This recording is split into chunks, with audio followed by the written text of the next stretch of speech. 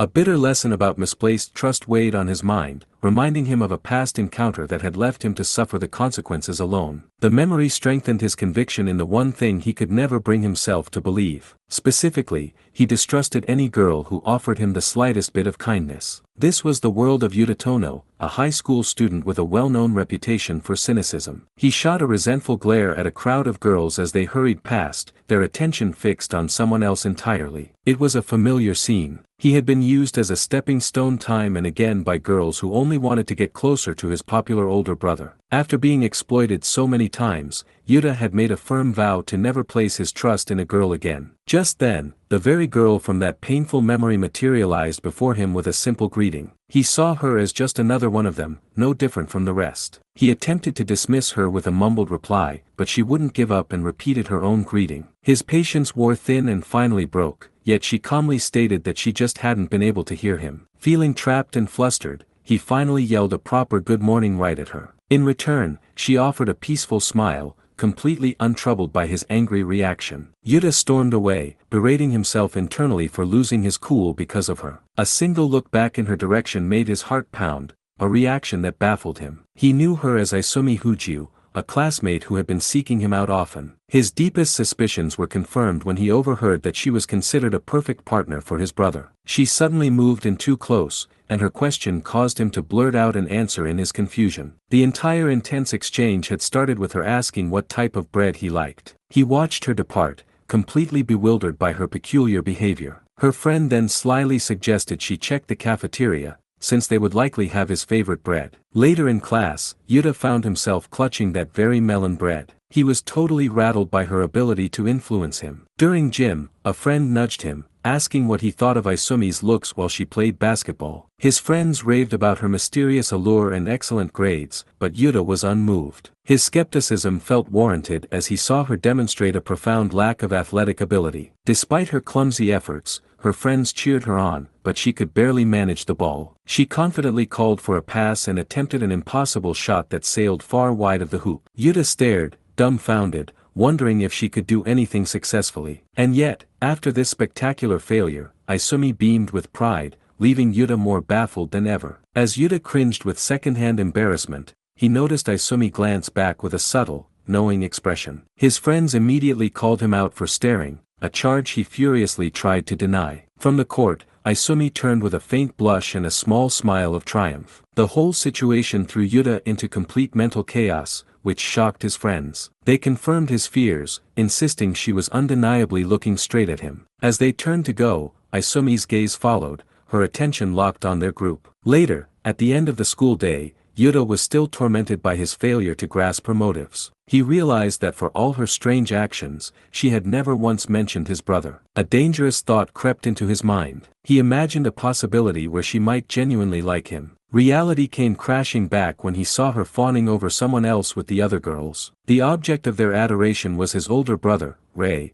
who graciously took a notebook from a fan. Yuta's spirit sank as his worst fears came true, and he mentally lumped her in with everyone else. A chaotic scene erupted as a mob of girls trampled him in their desperate stampede toward his brother. He collapsed, defeated, recalling the endless cycle of girls feigning interest in him just to reach Rei. They would act friendly for a moment before walking right past him, their eyes already fixed on his brother just ahead. This constant betrayal was the very reason he swore never to trust any of them. But in that humiliating moment, a gentle voice asked if he was all right and offered a handkerchief. He looked up to find Isumi kneeling before him, the embodiment of the kindness he refused to believe in. She offered her handkerchief so he could clean himself up, rendering him speechless with her unexpected gesture. He wondered why she was helping him when the other girls were chasing his brother. Yuta confronted her directly, asking why she wasn't part of the fawning crowd. Izumi paused, her expression impossible to read, before she faced his accusation. She glanced at the crowd around his brother and asked why he would even think she belonged with them. Looking down at him, she revealed her simple reason. She had been looking for him. Her confident smile left no room for doubt as she stated that finding him was her only objective. Flustered, Yuta finally took the handkerchief she had been holding out. She watched him with a soft, satisfied expression, her act of kindness at last accepted. As she turned to leave, she casually mentioned that the handkerchief he held was her personal favorite. She left him with a simple instruction to return it, creating the perfect excuse for them to meet again. His mind, however,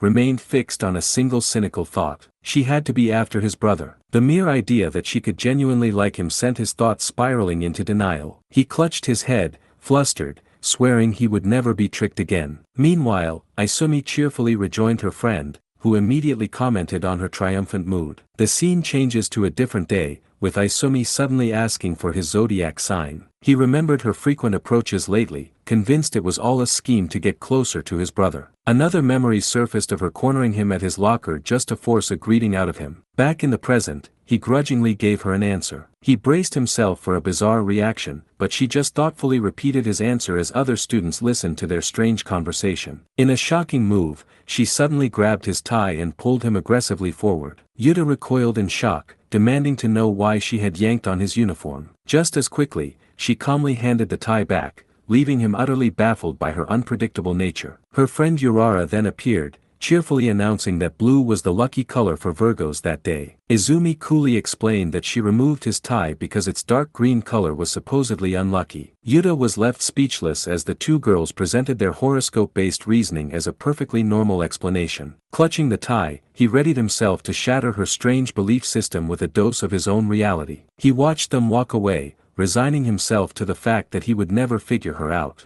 Yuta tightened his grip, reaffirming his disbelief in horoscopes and his absolute refusal to trust her. His day immediately soured as a string of unfortunate events seemed to prove his cynical worldview right. Slumped at his desk, he thought about his terrible day while his friends noted his unusual exhaustion. He froze, horrified by the thought that her strange prediction might have been correct. As she fumbled with some small white charms, he thought he had finally figured out her simple mind. His theory was cut short as he slipped on one of the charms, her voice breaking through the noise. Losing his balance, he stumbled forward and crashed right into her. He stammered an apology, completely flustered, but she just gave him a cold, appraising look. Just then, a stampede of girls thundered past them, all screaming for his brother. She coolly remarked that if she hadn't been there, he would have been trampled by the mob again. He realized she had positioned herself as a shield, protecting him from the adoring crowd. She glanced back smugly, reminding him just how lucky he was that she was there. She then pointed to her blue-tipped hair,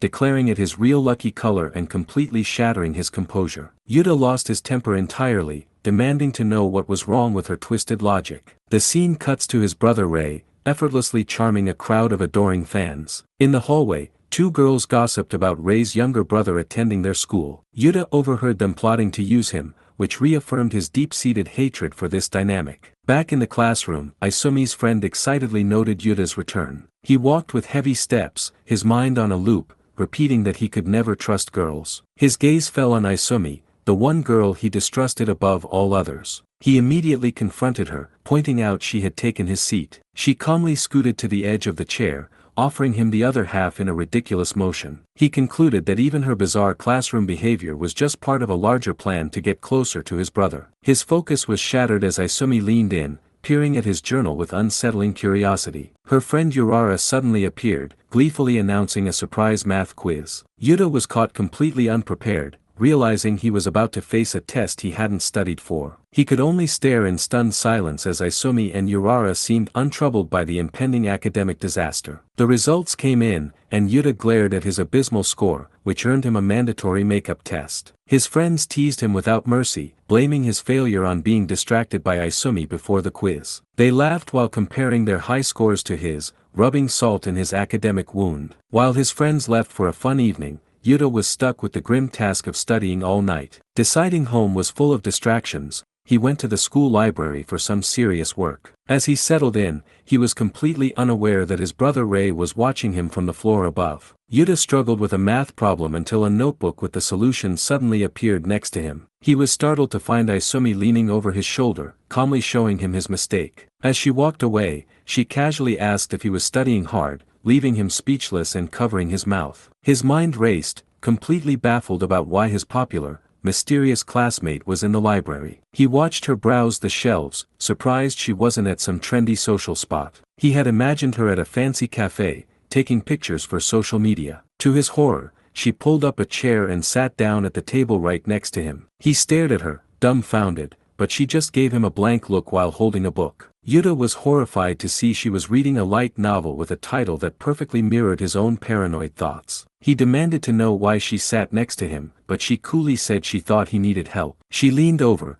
pointed to his empty notebook, and smugly confirmed he was completely stuck. He reluctantly admitted he was struggling with the math quiz, looking away in frustration. Yuta remembered his friends praising her intelligence, but he found it impossible to believe. His doubts seemed confirmed when she casually showed him her own test paper, which was covered in red ink. He leaped to his feet in a panic, completely thrown off by her strange behavior in the quiet library. With a smug grin, she flipped the paper over to reveal a perfect score, leaving him utterly speechless. He exploded in frustration at her relentless teasing, but she coolly reminded him that he had started it. She playfully shoved her perfect test in his face and then offered him a blank sheet to start over. With a knowing look, she confidently offered to tutor him personally on everything he got wrong. Overwhelmed by her sparkling and aggressive enthusiasm, Yuta threw his hands up and finally accepted her help. He remained wary, accusing her of simply memorizing the answers while she tutored him. After hours of work, Yuta triumphantly announced he had solved all the problems. His heart pounded as he turned to thank her, only to see her reading peacefully by the window. She revealed she had finished her own work long ago, implying she had just been waiting for him. Flustered, he shyly asked if she would be willing to check his answers. The realization hit him like a ton of bricks. If she was waiting for him,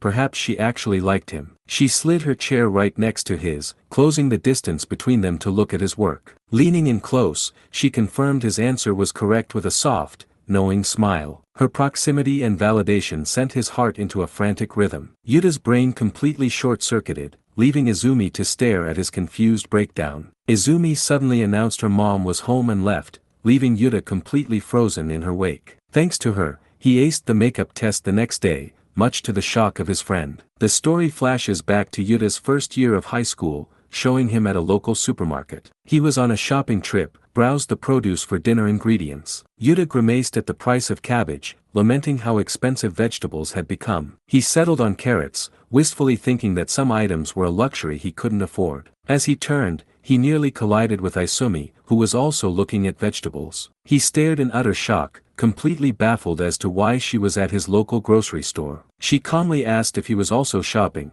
and he could only manage a flustered confirmation. For a fleeting moment, Yuta couldn't help but notice that she looked quite pretty. He admitted to himself that seeing her in casual clothes was a refreshing change. He quickly looked away, convinced she was messing with his head again when he saw her basket was full of snacks. He immediately spiraled into a panic, berating himself for his thoughts while she watched him in confusion. She ignored his meltdown and coolly asked to see his shopping list. He begrudgingly handed it over, unable to refuse her silent demand. Yuta was stunned as she pointed out that his list was for dinner, but his basket was full of junk food. She clutched a box of snacks to her chest, completely ignoring his lecture. She then ordered him to put his own snacks back, insisting he could get them after buying the essentials. As he watched her walk away, still baffled, he saw her stop at the ice cream freezer. She suddenly turned and gave him an intense, questioning stare, catching him in the act of watching her. He tried to protest, but she snatched his list and took complete control of their shopping trip. After they checked out,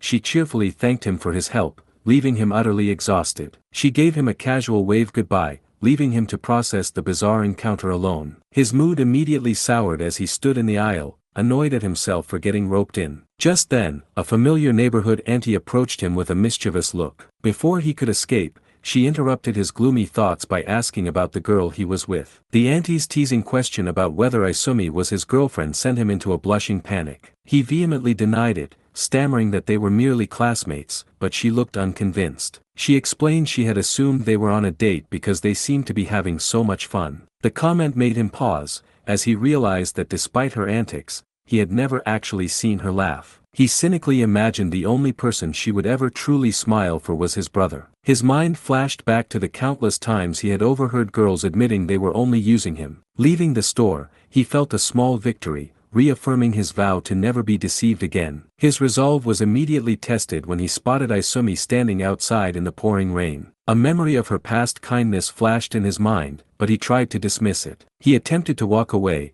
determined to convince himself her situation was not his concern. But his body moved on its own, and he found himself holding an umbrella over her head. Flustered, he avoided her gaze, muttering that he was only doing it so she wouldn't get sick. In a desperate move, he shoved the umbrella into her hands and turned to leave in the downpour. Yet somehow, he ended up walking home with her, sharing the very umbrella he tried to escape. They walked in awkward silence, huddled together. As the rain poured down, he questioned her motives, thinking most girls would never agree to share an umbrella like this. Isumi simply gave him a knowing look, completely unfazed by his internal turmoil. The close proximity made him nervous, acutely aware the umbrella was only built for one. His heart pounded in his chest, flustered by how little space there was between them. Even as they walked, he couldn't shake the feeling that this was all an act. He remained convinced every kind gesture was a calculated move to win his favor. Lost in his thoughts, he failed to notice a truck speeding towards a large puddle. He snapped back to reality, yelling a warning as he saw the impending splash. But before he could react, she shoved him aside, taking the full force of the dirty water herself. Drenched and flustered, Yuta insisted he was fine. While she asked about his well-being, she pointed out he wouldn't be soaked if he had just used the umbrella, a fact he couldn't deny. He stared in disbelief as water dripped from her hair, and she tried to stifle a laugh. To his utter shock, she broke into a genuine, heartfelt laugh at their ridiculous situation. Overwhelmed by her reaction, Yuta could only offer a quiet, defeated apology. She simply smiled, thanking him for his attempt to protect her and brushing off his denials. Just as the sun broke through, he concluded that she was a strange girl who laughed at the strangest moments. He realized she was a dangerous person he must watch out for. As she casually told him to head home, the story flashes back to his first year, establishing his height at 167 centimeters. His world was rocked when her friend revealed Isumi was the exact same height, calling them a perfect match. He desperately clung to a single centimeter, rounding his height up to 168 centimeters. While she remained a solid 167 centimeters, he gloomily chugged a drink,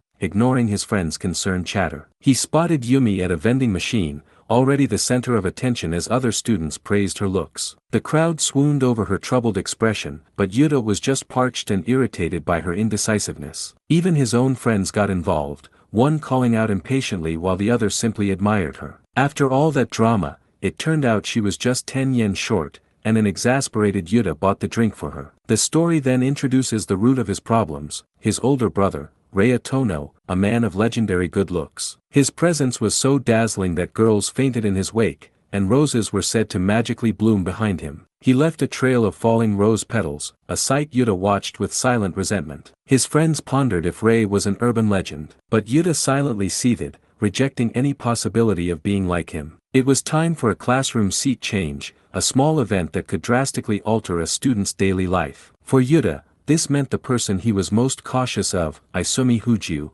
was now a constant presence. His worst nightmare was realized as fate placed her in the desk directly beside him. She immediately leaned in close, expressing her hope that they would get along, much to his flustered surprise. As she scooted her desk even closer, Yuta slumped in defeat. Already overwhelmed, he glared at her, convinced this seating arrangement was a calculated trap he had failed to anticipate. A new resolve ignited within him as he decided to turn this misfortune into a golden opportunity. With a sly peek, he plotted to use this proximity to finally expose her hidden motives. His surveillance was cut short when she caught him, coolly claiming she was just looking at the mountains. She then leaned in for an intense, silent stare, sending him into a complete panic. He leaned in close, demanding to know if she was just another girl trying to get to his brother. She completely ignored his accusation, leaving him stunned as she gave a bizarre reason for looking out the window. His attention shifted to her desk, where all her school supplies were surprisingly cute and stylish. He contrasted her sparkling, organized space with his own plain setup. His investigation was interrupted by a strange,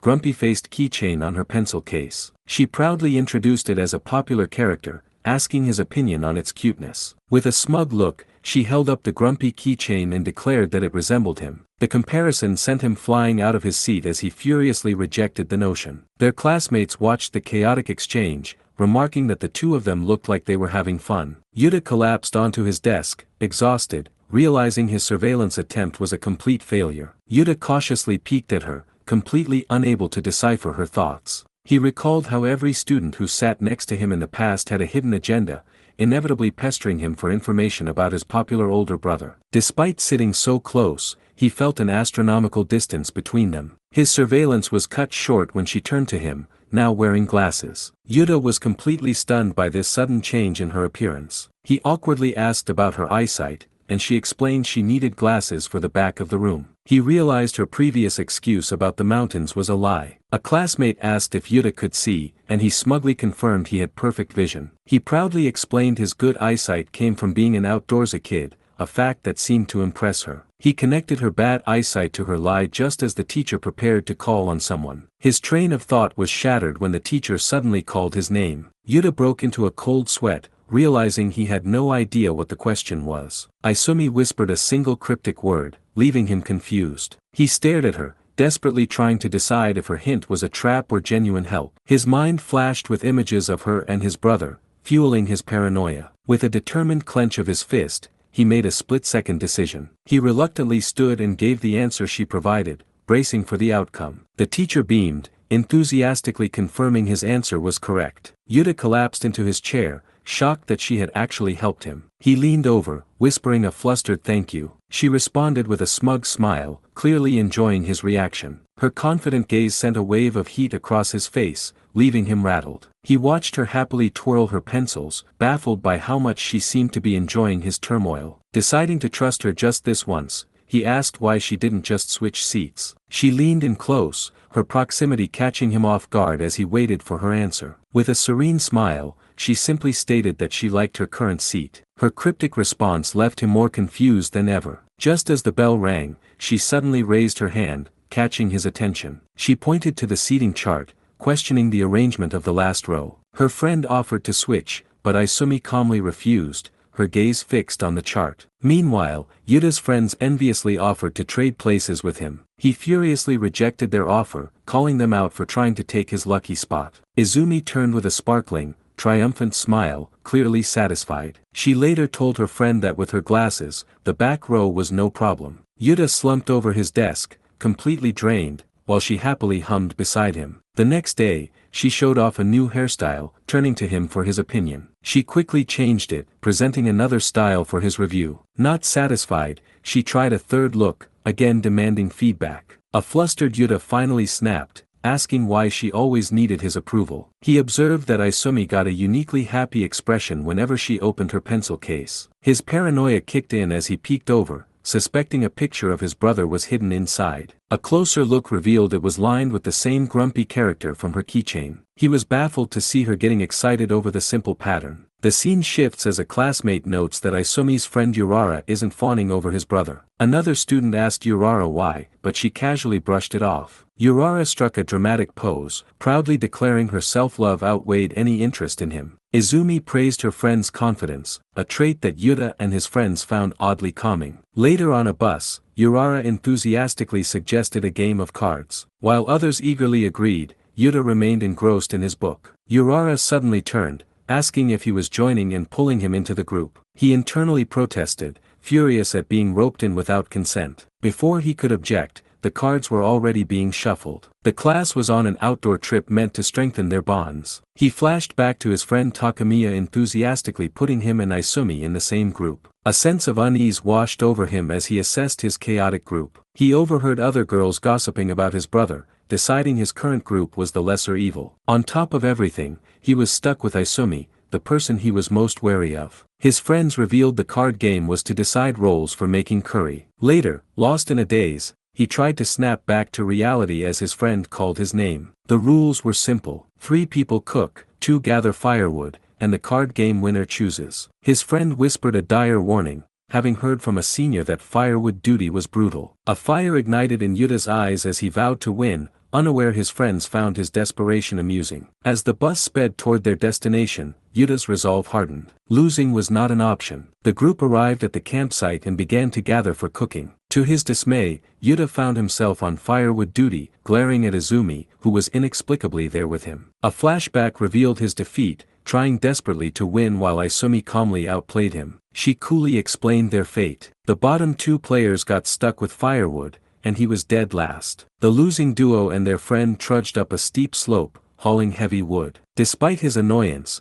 Yuta glanced back with a flicker of concern for Isumi. To his surprise, she wobbled under the weight, looking exhausted. Yuta himself struggled with the heavy load. Izumi dropped her bundle and struck a triumphant pose, acting as if the job was done. He noticed a determined look on her face just as a classmate called out. A kind-looking girl from their class approached, asking if they needed help. Yuta was caught off guard by her genuine concern. She offered her assistance with a warm smile. The other boys were moved to tears by her kindness, but Yuta remained unfazed. Just then, Izumi got uncomfortably close, startling him as she apologized for the wait. He scolded her for popping up out of nowhere, but she coolly replied she was just catching up. He watched her panting, confirming his theory that she was completely unathletic. Seeing her struggle, Yuta offered to take some of her load. She fiercely rejected his help, grabbing his arm and misinterpreting his concern. She pointed with determination, insisting they must hurry back before the curry was gone. Yuta turned away in exasperation, baffled by her stubborn pride. Just as he wrote her off, she offered a quiet,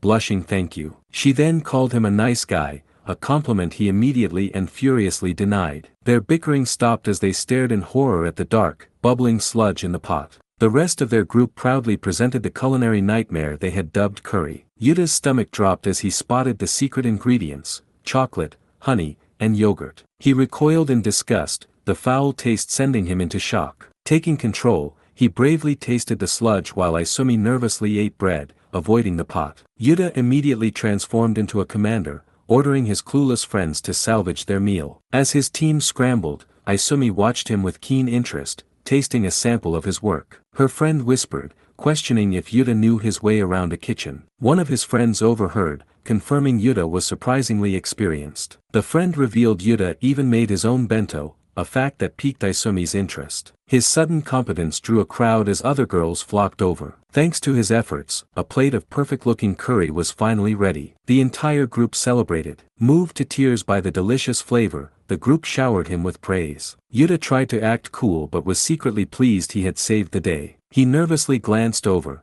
anxiously waiting for a verdict from his most important critic. His anxiety grew as Isumi ate in silence. She finally turned with a blushing smile, her simple praise sending his heart into a frenzy. Yuta was completely flustered, questioning why her approval made him so happy. In a moment of boldness, he pointed out a grain of rice on her face, and she quickly wiped it away. He tried to regain his composure, telling himself her opinion didn't matter. As a teacher made an announcement, he couldn't help but wonder if her compliment was the real reason for his good mood, noticing more rice on her face. The teacher's voice cut through the air, presenting the next part of their trip. The teacher announced the next activity, a recreation event that had students buzzing. A woman in a safari hat enthusiastically revealed it was a mountain-themed treasure hunt. While others cheered, Yuta looked confused as Isumi listened with interest. The scene flashed back to the high-stakes card game, with Yuta agonizing over his choice. He stared intensely at Izumi's cards, determined to avoid last place. Izumi returned his stare impatiently, urging him to hurry. He flinched, flustered by her intense and close presence. Now it was her turn, and Yuta nervously held out his cards,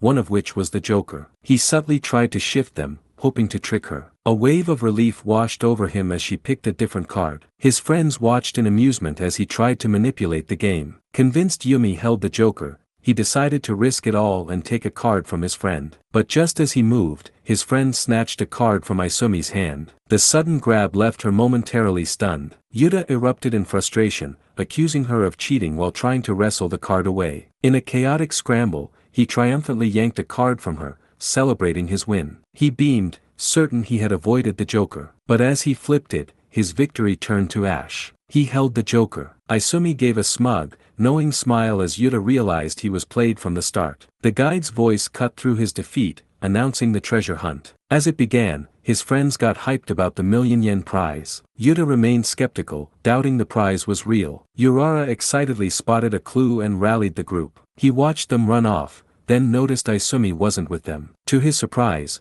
she was shuffling along at a snail's pace, comically insisting she was walking. She gave him an annoyed look, clearly not appreciating his observation. His friend called back, having found the first riddle, and Yuta prepared to follow. He glanced at Isumi, sensing something was particularly strange about her today. They arrived at a sign with a quirky riddle about their teacher. The group faced three paths, forced to solve it to proceed. Yuta panicked over the impossible riddle while his friend reminded him of the prize. Just as the group gave up, Isumi calmly announced she had solved it. She confidently pointed the way, revealing the answer was bowling, much to everyone's confusion. A flashback revealed she remembered this obscure fact from a day their teacher mentioned it. Her friends were blown away by her sharp memory, while Yuta was just impressed she was awake. She then pestered him for praise, and he begrudgingly offered a sarcastic compliment. The rest of the group, however, showered her with genuine praise. He glanced over, grudgingly admitting she seemed to be doing fine. She caught his gaze and responded with a soft, blushing smile, leaving him flustered. Their victory was short-lived as they faced a wall of more school-themed riddles. Urara excitedly rallied the group, celebrating their progress. While his friends cheered, Yuta just watched, drained. His friend called out, but his attention shifted. He wondered why Isumi hadn't returned. He asked about her, and Urara confirmed she went for water but was taking a long time. With only 10 minutes left, Yuta grew concerned. The guide's announcement only deepened his unease. A close-up on Yuta's face revealed he was considering a worst-case scenario. He stared into the dense woods, the unsettling possibility that she was lost finally hitting him. His mind flashed with scenarios of her getting distracted or wandering off. Clenching his fist, he called out to his friends. He abruptly said he was thirsty, using it as an excuse to leave. His friends wished him luck, and he set off with a determined look. Yuta sprinted into the woods, worried Isumi's spacey nature had gotten her into trouble. He pushed on, convinced it was better to be safe than sorry. He finally spotted her by a path, calling her name with relief and exhaustion. Yuta approached, demanding to know why she wandered so far. She simply explained a sign promising treasure had tricked her, leaving him dumbfounded. Relieved, he told her they needed to rejoin the others. As they started walking, he noticed a slight limp in her step. He stopped her, his eyes fixed on her feet, asking if she was injured. Isumi stared in surprise, questioning how he noticed. He explained her strange behavior all day gave her away. He scolded her for hiding her injury, pointing out the danger of wandering off alone. He told her she shouldn't have pushed herself so hard for the trip. With a deep blush, she shyly admitted she was genuinely looking forward to the trip with him and their friends. Her heartfelt confession sent his own heart into a flustered rhythm. He was stunned to see such an unguarded expression on her face as she fiddled with her zipper. He reflected on how he'd always considered her an unreadable mystery. He turned away with a flustered huff, trying to process this new side of her. He internally dismissed her reason as childish, earning an annoyed look. He quickly retracted his statement, apologizing as she repeatedly bonked him on the head. With no other choice, he began the long trek back, carrying her through the forest. He gave her a piggyback ride, brushing off her apologies by insisting it was an emergency. She worried about being too heavy, but he just said she was surprisingly light and needed to eat more. She fondly recalled the fun she had, the memory overshadowing the pain. He couldn't help but tease her for getting blisters from the shoes she was so excited to wear. Yuta smirked, telling her that for all her mystery, she was quite easy to read. Her quiet denial made him pause, questioning if he understood her at all. She tightened her grip on his shoulder, her voice soft as she called his name. With genuine sincerity, she quietly thanked him for coming back to find her. Her sincere thanks left him blushing as he reflected on how he never used to trust her. He realized that maybe, just maybe, she was far simpler than the enigma he had made her out to be. A profound realization dawned on him, a turning point. His mind flashed back to the moment he found her, a memory that now felt significant. Back with the group, his friends fussed over him as he carried her, and he admitted to himself he was starting to believe in her. The guide cheerfully announced everyone had safely reached the end and found the real treasure. His friends, however, were in tears, demanding to know what happened to the prize. Their grand prize was revealed to be a mountain of dreaded classical literature workbooks. His friend suggested he take it, but he furiously tried to pass the terrible reward to a shocked Isumi. She simply turned away with a smug look, leaving him to deal with the books. Yuta apologized profusely, finally believing her injury was real as he asked to see it. He was shocked to see her bandaged foot,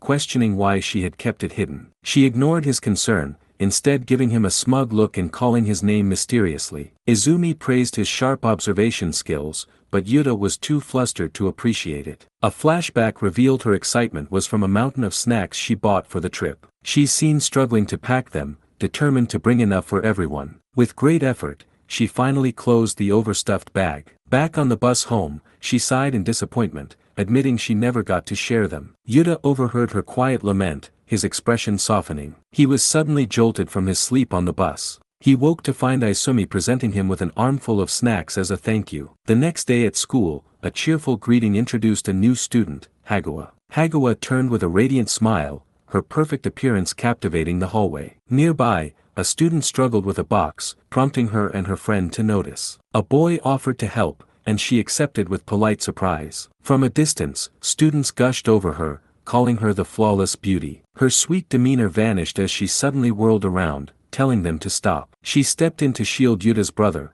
scolding the crowd for bothering the school's idol. Hagawa then turned to Rei with a sincere apology while he looked on with cool indifference. Yuta's friends watched in awe, impressed by the new girl. Rei simply offered a polite, dazzling smile, brushing off her intervention. The other students were captivated, seeing Hagawa as an untouchable idol. Yuta's friends praised her, noting she was the only girl not fawning over his brother. The scene then cuts to the solitude of the girls' restroom. Inside, a hand frantically scribbled notes about Rei's scent and appearance. The perfect class rep was revealed to be Hagawa, a secret and obsessive fanatic. She recalled Rei's unexpected appearance, realizing he was only there to apologize to Yuta. Her obsession deepened as she decided watching him from a distance was not enough. She erupted in a private celebration, overjoyed at interacting with her idol. Her notebook revealed she had documented Rei's every move, but now she craved more. Her obsession shifted to his private life. She realized that to get to the idol, she needed to go through his younger brother. The next morning, she put her plan into action, greeting Yuta with a blindingly sweet smile. He, completely unfazed,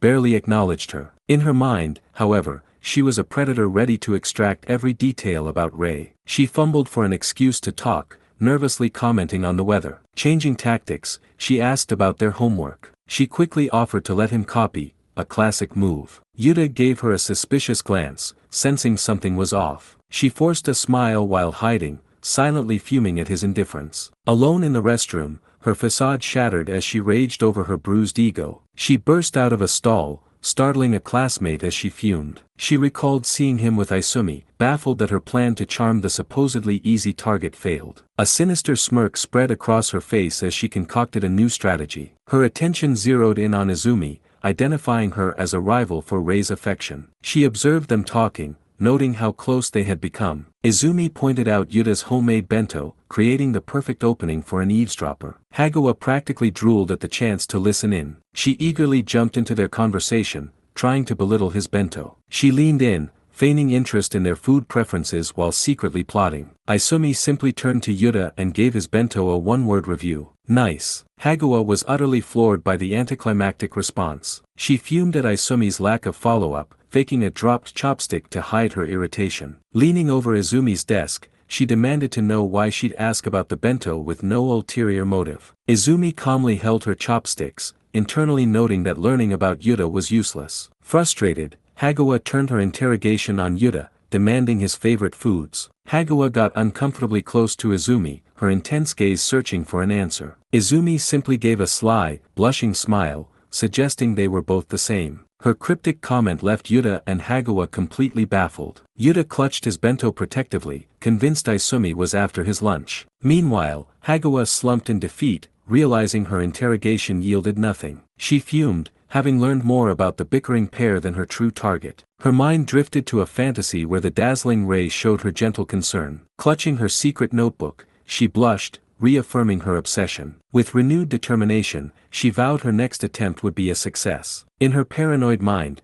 she imagined Yuta and Isumi were deliberately hiding secrets about his brother. Later, Yuta arrived home and was immediately greeted by his brother's voice. He found Rei looking completely disheveled, a far cry from his public image. Yuta stared blankly, unfazed by his brother's messy appearance. He scolded his messy brother, pointing out his adoring fans would die of shock if they saw his true self. Hasegawa Hinagi walks the hallway like the perfect class rep, cheerful greetings, a neat bow, totally reliable. In reality, she's a bit intense. The moment Rei shows up, she speeds up and clears a path around Rei-sama like a pro, eyes shining with serious devotion. Once he passes, she smooths her skirt and acts normal again, like nothing happened. Later, in a quiet corridor, they talk about bento sides. Yuta says tamagoyaki, simple and classic. Izumi's friend Urara jumps in and keeps adding more, octopus sausages, then bacon-wrapped asparagus with carrots. Yuta stays practical. Urara is clearly craving food. Her stomach growls, and Yuta points out she's just hungry. Rei's presence follows a pattern. At school, when he smiles, the mood lifts. At home, he comes back tired with messy hair, and everyone keeps asking what happened to it. He lights up the school day, but at home he looks worn out. That's the routine. A notice goes up for school-wide deep cleaning, and Yuta's class gets stuck with weeding under a brutal sun. He wipes sweat and reaches for a stuffed trash bag when Hinagi steps in fast and offers to help like it's routine. He says he's fine, but she keeps her hand out and says they're friends.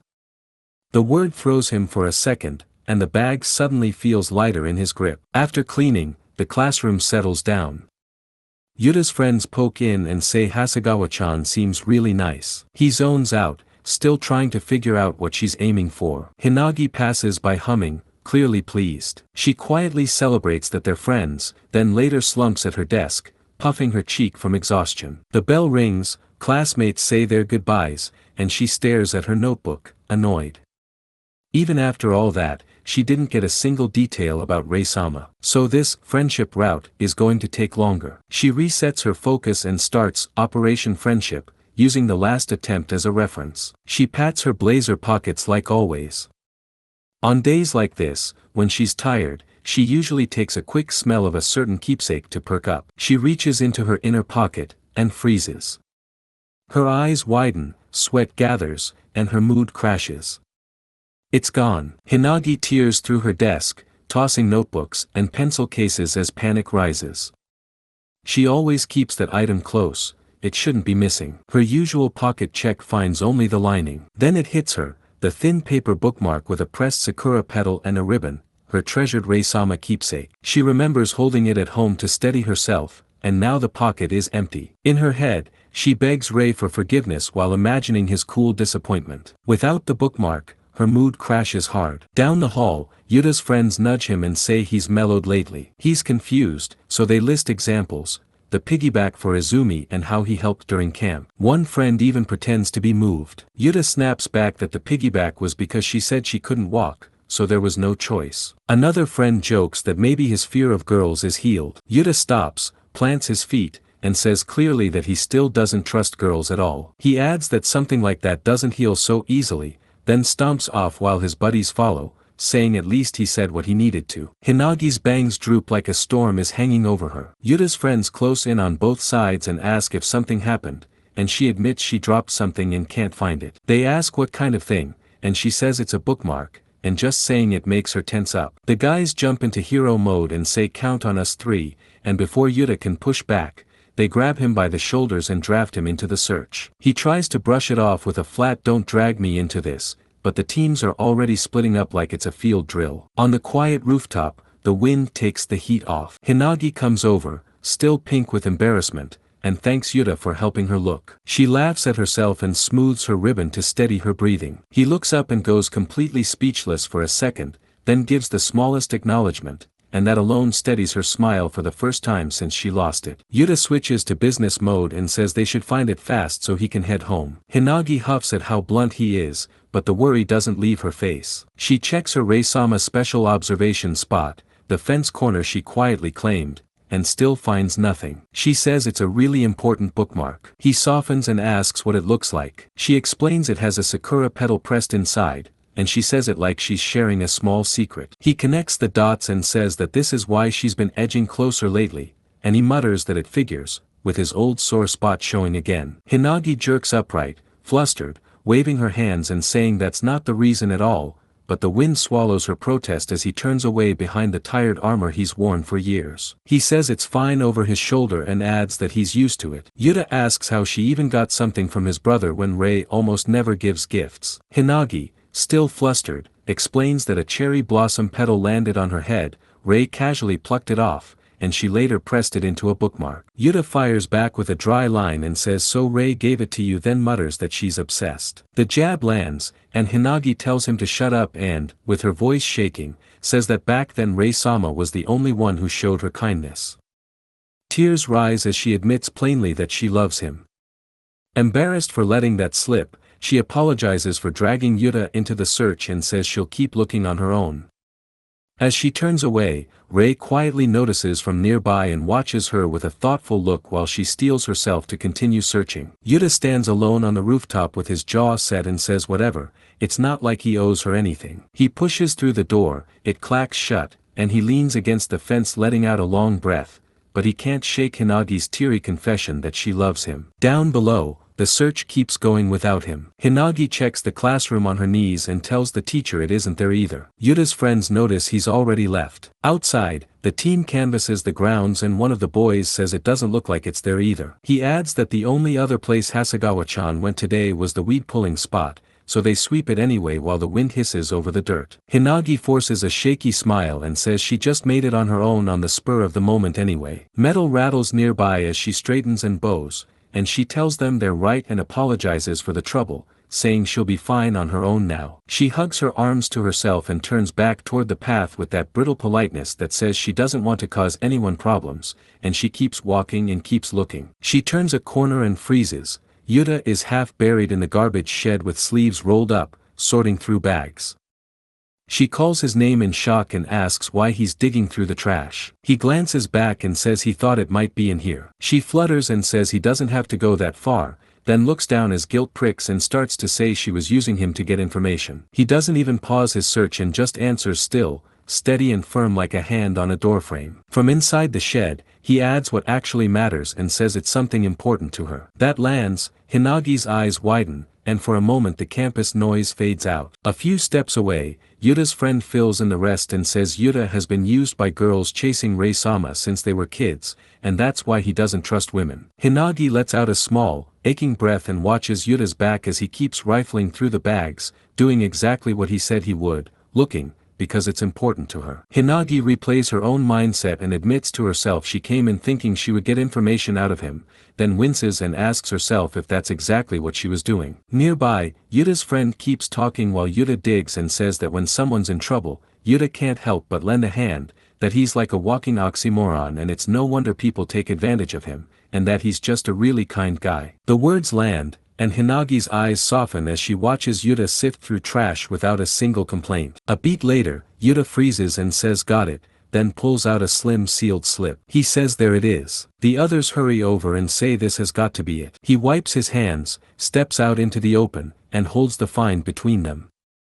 A pressed petal shows through the plastic. He extends it without any ceremony and hands it to Hinagi. Hinagi takes the bookmark with both hands, head lowered and says she's sorry about earlier. Her grip tightens, her eyes shine again, and she adds a small thank you. Yuta, a little embarrassed, says it's okay while his friends watch from a distance, relieved the search is finally over. Back in the corridor, they wave and say they're glad she found it. Yuta mutters that carrying a bookmark everywhere is some serious Brokon behavior, and the jab makes Hinagi flinch before she slips back into the classroom. She pauses at the doorframe, gathers herself, and calls his name. He looks up, and she lets out a quiet, pained sound, like she wants to say more but can't get the words out yet. In the empty classroom, she faces him and spells it out. She says she was trying to learn more about Rei-sama by prying things out of him and dodging the point. While she's at it, she says his way of talking, his eyes, his whole attitude, rubbed her the wrong way and made her mad. He answers flatly that she's just dissing him now. She steadies herself and adds what matters,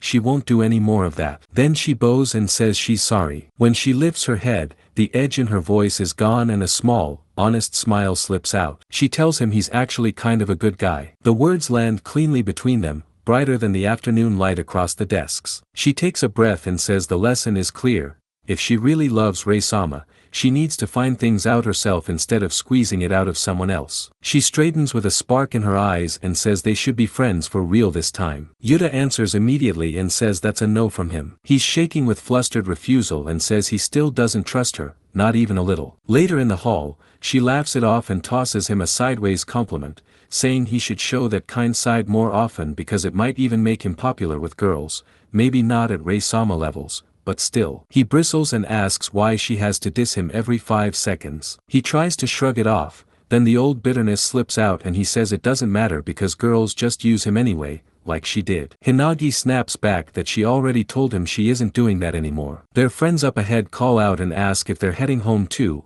and the two of them fall in behind, still prickling, but walking the same way. Their friends wave from the gate and invite them to walk home together. Under his breath, Yuta asks himself if, when he said all girls use him, that includes Izumi too. Hinagi hesitates and glances aside. Yuta's steps falter, a tremor runs through him, and he presses a hand to his forehead as his cheeks warm with a confusion he can't quite name. He admits to himself that she's a complete mystery. Hinagi watches him, caught between curiosity and worry, while the afternoon hallway seems to pause for whatever this realization might mean. Hinagi smiles to herself and says that if Izumi is a mystery, then what he really needs is a push. She shoves him forward with energy, telling him to go for it, little brother-in-law. Yuta yelps, stumbling and blushing, and demands what she even means by in-law while she laughs and keeps nudging him along. Later, Yuta looks at a squishy rabbit keychain on Izumi's desk and asks what it is. Izumi answers with deadpan pride that it's Bunno motivation. She explains she wanted Lay's dog from the capsule machine, rolled 5 times, and kept pulling the same rabbit. Yuta says that's rare. She shrugs and says 5 tries was enough and she gave up. He decides 5 spins is already too deep in the gotcha hole, but at least she's the type who knows when to quit. On the walk home he spots the capsule machines lined up outside a shop and notices the series is called the Lazy Bunch with 5 in the set: Bunno, Bunno Motivation, Bunno Otter, a Slacky Kong, and Lay's Dog. He realizes there are that many and just mutters dang. He lingers and says he might as well give it a spin. He smirks, thinking about Izumi's 5 identical pulls and how getting the same one 5 times is basically a superpower. His hand hovers and second thoughts rise. Wait, why is he even doing this? He doesn't need this stuff, so he steps away, glances back, stalls for another second, then crouches and gives the handle a resigned crank. The next day, that pudgy lazy mascot from the gotcha sits on a desk like a smug paperweight with blank eyes judging the morning. In class, Hasegawa walks in with a cool face and a steady grip on her bag, the room feeling dim around her like she's bracing for impact. Yuta sits stiff and pretends to read his notes while his cheeks tighten. Izumi looks over and stares at him, and he starts to sweat under that flat stare. A whistle blows outside and the track fills up for sports festival practice. Students stretch and line up. Someone shouts to look, and Yuta takes off down the straight. A bunch of boys yell that he's super fast as he covers the distance with easy steps, shirt flapping and legs moving fast while he pulls ahead. He finishes and slows, rubbing his cheek with a bored look like even this took less effort than thinking. People say it's a landslide, and he looks like he would rather be somewhere else. By the fence there's a thin strip of shade that fits one person. Izumi sits there with a towel on her shoulders and one leg still in the sun. Even resting, she looks cool. Someone says Izumi-san looks cool even while resting, and another says yeah, she's stylish. Yuta notices the tiny spot she picked, her leg still in the heat, and walks over. He stops next to her and asks if that's really the best spot she could find. She tilts her chin up and greets him. He points across the yard and asks if over there would be better. She shifts to look and says it would. He says it's still hot there, and he answers himself that it is, keeping it dry. He points to the shady corner and she follows his finger and shrugs. In his head he pictures the tough little flowers growing over the dirt. She says the flowers took that spot and it would be a shame to step on them, so this is fine, and she adds that she can't be bothered to move. He looks at her small, slouched posture and thinks she's lazy, then admits to himself he didn't expect Izumi to care about something like that. She studies him from under damp bangs and says he's pretty fast. He rubs his neck and gives a vague yeah, sure. She shifts and then she calls to him in a quieter voice and starts to say his name. He scratches his cheek and starts thinking out loud that he does like running, when a shout cuts in from across the field calling his name. He turns as Hinagi jogs up and asks if he has a moment. He blinks and asks if it's a relay between teams. They step to the fence and she says yes, it's a mixed grade relay, and she points at him and says she thought he would be a great fit. He notices a big block hanging at her chest and asks if she's wearing a huge case. She lifts it and says she learned from last time and turned it into a necklace, and that she usually tucks it under. He just says right. She keeps going in a light tone and says he's fast and that everyone in class already agreed. His classmates are nodding too, saying he's perfect as the boys rep for the pink team, which makes him grimace and ask when that even happened. A whistle blows over the lanes. He watches the runners, sighs, and says he has no reason to say no, so he'll join. The word starts spreading down the track that the relay is happening. The news moves along the fence and a couple of girls squeal that Rei-sama is joining the relay, already planning cheers. Someone else gets excited and says they have to cheer for him, and the name makes Hasegawa's ear twitch as she stares ahead and pretends not to listen. A girl protests that he's on another team, the blue team, but Hinagi puffs her cheeks and says it doesn't matter since she'll cheer for him anyway. She turns to Yuta with stars in her eyes and says Rei-sama is racing too,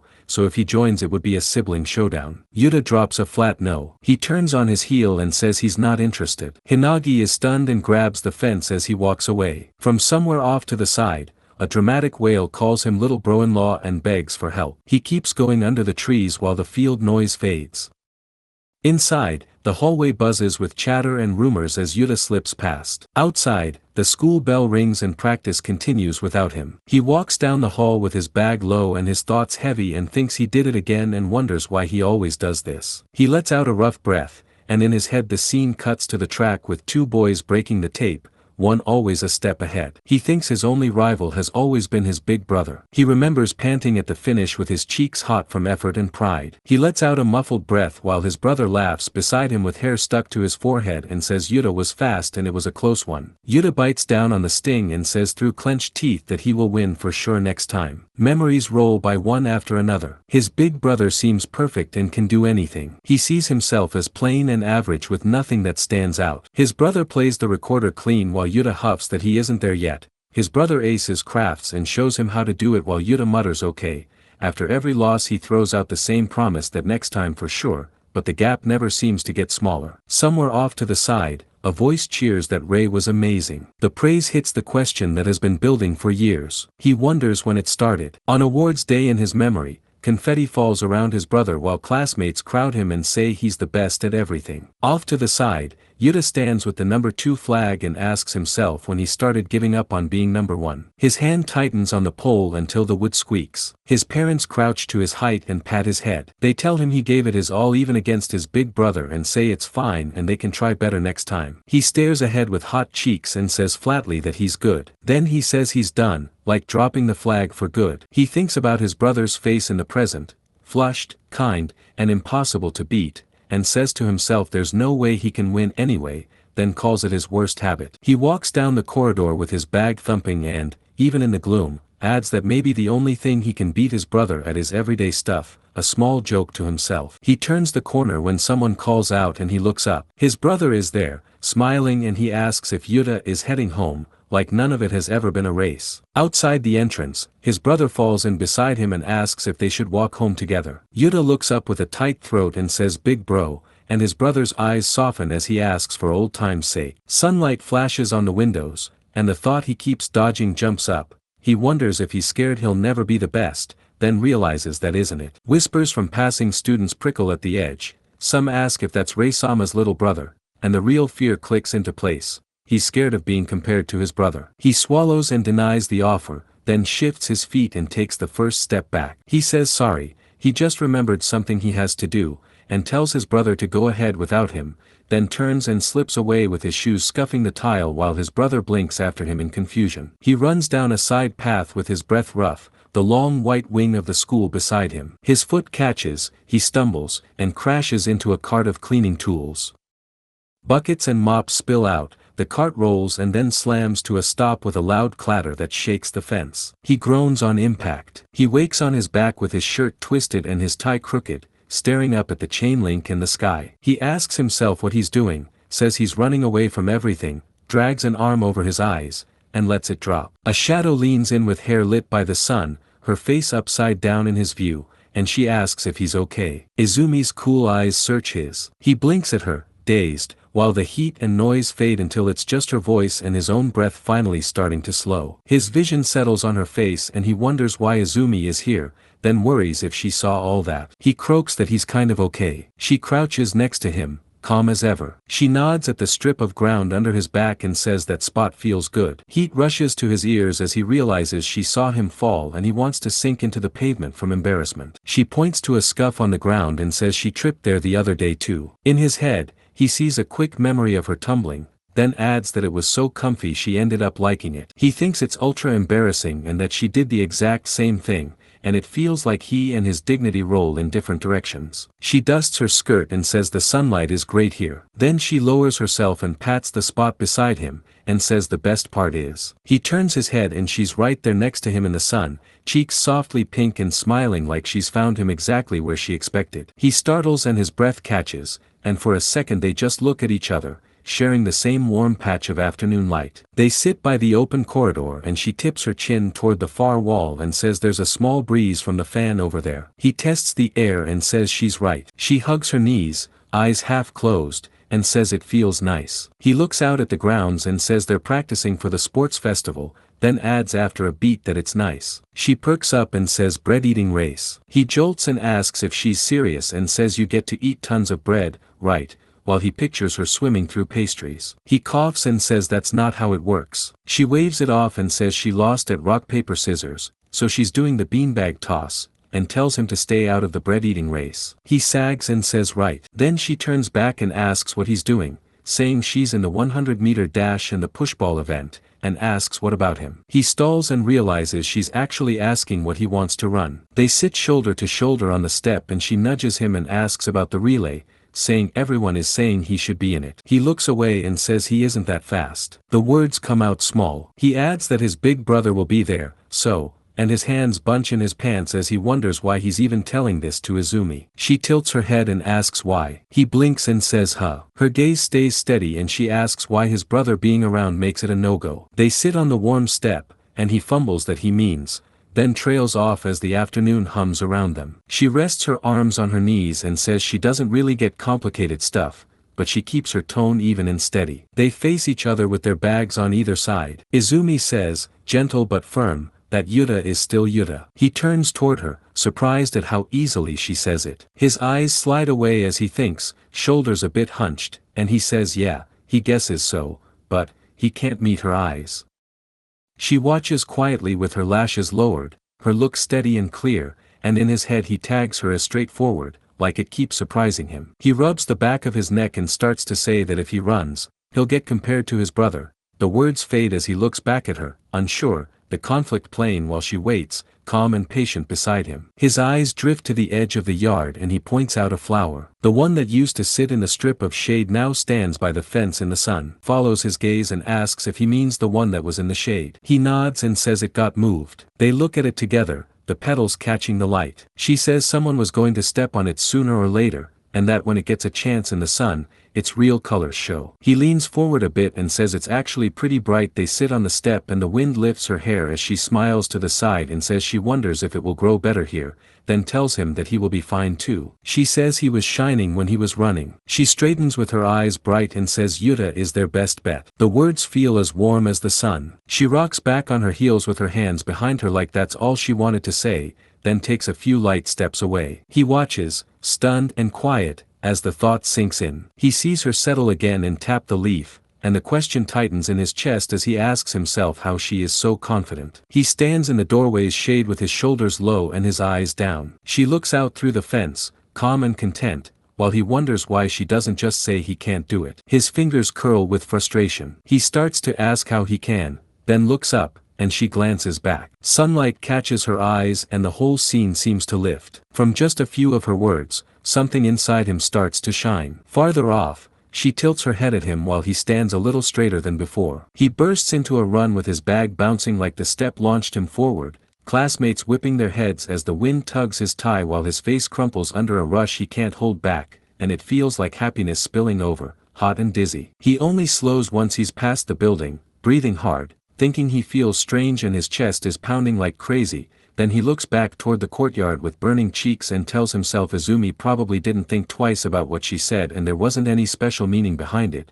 yet the words keep echoing and his feet won't stop. He skids to a stop, flushed and breathless, clutching his shirt and asking what on earth this feeling is, squeezing his eyes shut before forcing himself to move. On the bulletin board, the sign-up sheet for the interclass relay has fresh ink under pink team where a new name is written in neat letters, Yuta Tano. They're in the gym for club hour when the volleyball coach snaps at everyone to focus, shouting what are they even doing as balls bounce off heads and the boys sag under the scolding. From the hallway window, Izumi peeks in with cheeks flushed from the heat. The coach spots her face in the panes and does a double take, then she just looks back with a sleepy look like she's only cooling off. The team huddles and whispers if she might be someone's girlfriend, then someone else says no, that's the famous cute Izumi. Even so, they wonder why a girl that cute would watch them. Hasegawa leans closer to the glass with an intent look, and the boys straighten as their imaginations spin up.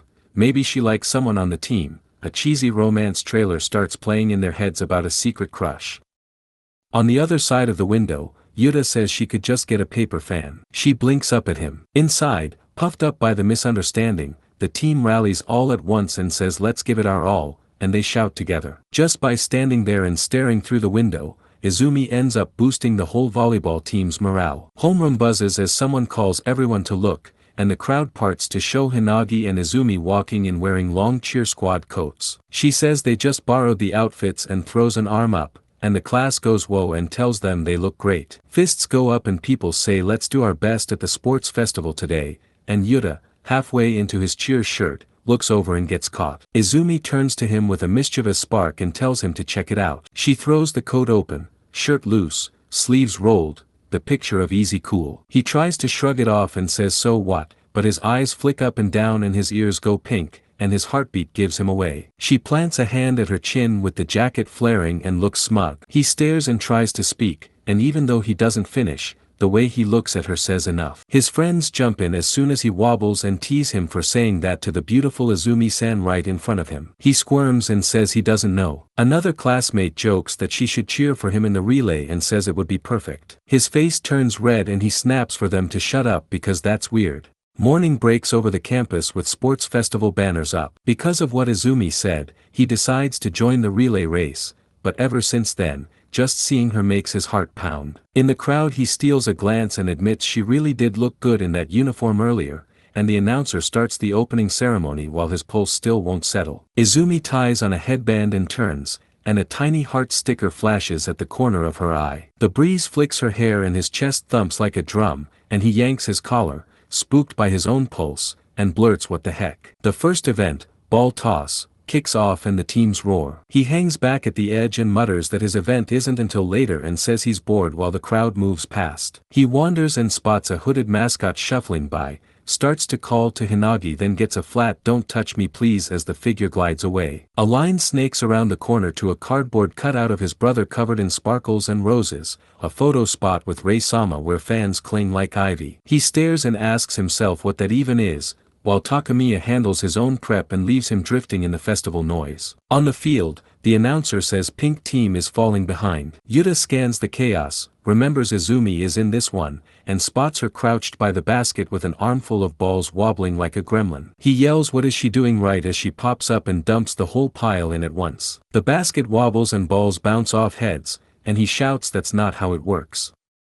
She lands calm as ever. He rubs his temple and thinks he really doesn't get her. He turns and runs into a broad chest. He starts to apologize, then looks up into a cool, sharp stare. The guy tilts his head down at him with a chain glinting, and Yuta freezes. The newcomer clicks his tongue, grips Yuta by the shoulders, and moves him aside with surprising care, saying he was spacing out and it's his bad. Yuta squeaks and holds his arms stiff, then says it's fine and watches the guy drift off while his own heart stutters back to normal. Yuta watches the tall guy's back and wonders who that was, maybe a parent, since he's huge.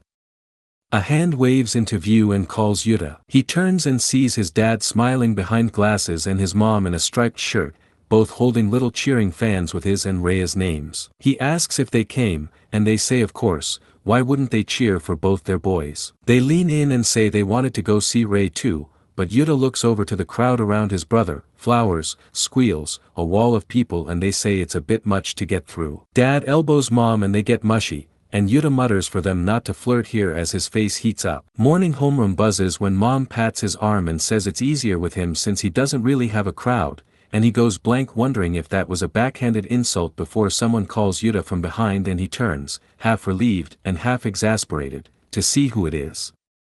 Izumi steps up holding 2 fingers like a report and says she did it and got 2 balls in, and his parents lean over both shoulders at once to shout great job and to gush that she's adorable while asking who this girl is, and he jolts under their excitement and manages classmate while mom practically vibrates with excitement. Izumi blinks, a bit self-conscious, then straightens and gives a small bow and introduces herself as Izumi Huju. Dad beams and says they're Yuta's father and mother, that it's a pleasure to meet her, and thanks her for taking care of their son, and she answers nice to meet you, polite and a little pink. Mom keeps chatting with hands fluttering and says Yuta doesn't talk to girls much so she's surprised, says he's always with boys and starts to bring up the other day, and he hisses for her to stop and not say weird stuff. Dad leans in with a knowing smile and says their boy can be a bit blunt and asks if she's bothered, and Izumi meets his eyes and says not at all, while behind them Yuta practically melts into a puddle of oh my god. He covers his burning ears, but her voice stays soft and sure as she recalls the little things,